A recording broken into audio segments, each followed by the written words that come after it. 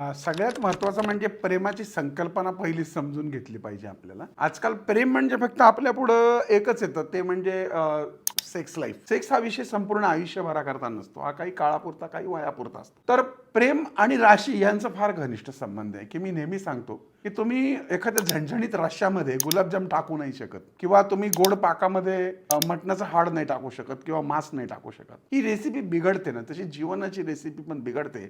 आणि त्यासाठी शास्त्रकारांनी आहे ना गुणमेलन सांगितलेलं आहे.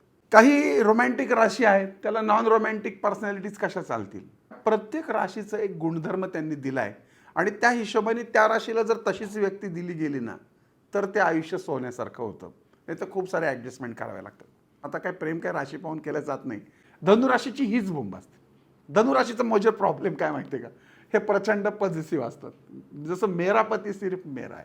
ते कुठलंही नातं जोडलं ना की त्यांना वाटतं की बाकीची नात्यांनी जवळच यायचं नाही, आणि त्यांना त्यांचंच वाटतं की हे माझंच आहे सगळं, आणि मग ते स्वतःला त्या मापदंडामध्ये टाकायला लागतात, आणि मग अवघड होतं सगळं. मग तो पॉझिटिव्हपणा, मग त्या प्रत्येक गोष्टीत लक्ष घालणं, या गोष्टी पण धनुराशीला त्रासदायक. ही लोकं पण अशी कामजीवन यांचं स्ट्रॉंग नसतं धनुराशीची, कारण मुळात हे अग्नितत्व आहे. त्याच्यामुळं ह्यांचा फक्त रुबाब करण्याकडे कल असतो. त्यामुळं ही पुन्हा प्रेमाची जी परिभाषा आहे की हे माझं आहे किंवा हे माझे आहेत, किंवा ही माझी आहे, ही जी भावना असते ही यांच्याकडे जास्ती असते. त्याच्यात थोडासा काम जीवनाचा भाग येत नाही, परंतु मग वाटेल तसं अडकवण्याचा प्रयत्न भावनिक, आर्थिक, मानसिक ही मंडळी करतात, आणि त्यासाठी ते वाटेल ते खर्च करण्याची, वाटेल ती किंमत मोजण्याची यांची तयारी असते. कामजीवन, धर्मजीवन, प्रेमजीवन अनुकूल असेल ना, तरच असे संसार, तरच अशी प्रेमजीवन यशस्वी ठरतात.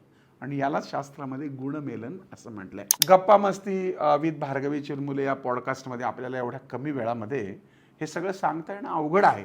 पण तरीसुद्धा मला वाटतं तुम्हाला माझा बोलण्याचा रोख, अंदाज किंवा ह्या गोष्टी आवडल्या असतील, कळल्या असतील. तुम्हाला तुमच्या जीवनामध्ये, तुमच्या प्रेमजीवनामध्ये जर काही प्रश्न असतील, तुमच्या काही समस्या असतील, तर तुमच्या छान छान कमेंट नक्की स्वीकारार्ह आहेत. आणि तुमची चांगली कमेंट असेल तर त्या प्रत्येक कमेंटवरती आम्ही एक निश्चित वेगळा व्हिडिओ तयार करू. आणि हा जर चॅनल सबस्क्राईब केला नसेल तर नक्की करा. पुन्हा भेटूयात पुढच्या भागात. तोपर्यंत नमस्कार.